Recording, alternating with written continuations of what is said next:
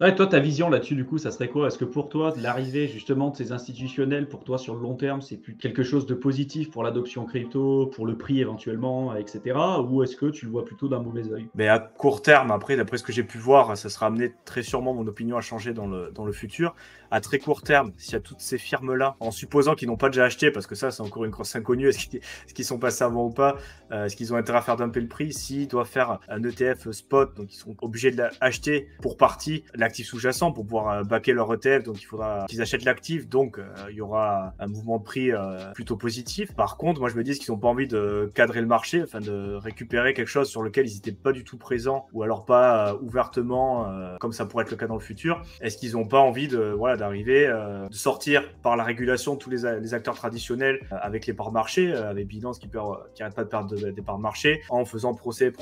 et en décrédibilisant ou en sortant purement et simplement les acteurs traditionnels du marché pour se mettre à leur place avec la puissance de feu qu'on les connaît et l'œil bienveillant des régulateurs pour le coup et du coup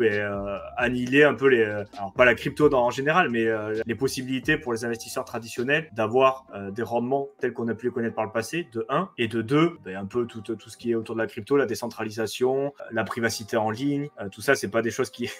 qui vont les apporter, mais bien au contraire. Donc, c'est un peu la limitation de l'écosystème à travers ça. Et après, il y a aussi, j'ai déjà évoqué, mais le fait d'avoir ces grosses boîtes et plein de produits un petit peu dérivés sur le Bitcoin, que ce soit en spot, mais aussi sur les marchés futurs, les produits synthétiques, en faisant un peu le parallèle, encore une fois, à ce qui se passe sur l'or, au final, pour un peu manipuler le prix, en ayant du Bitcoin papier ou numérique, en contrat, en ayant beaucoup plus de produits qui s'échangent, et avec une manipulation des cours au travers des options futures, des contrats, qui n'est pas encore très présente actuellement, parce que plus ou moins, tu détiens l'actif, tu l'as pas, et voilà quoi. Alors que sur l'or, avec tout l'or papier qui circule, tu vois, il y a un peu de mouvement de prix, d'annihilation, enfin de régulation du prix, qui dépend pas du coup de la quantité d'or, mais de ces produits dérivés, de ces trucs synthétiques qui s'échangent, qui pour l'instant n'est pas encore présent sur la crypto-monnaie, mais qui pourrait arriver par la suite, quoi.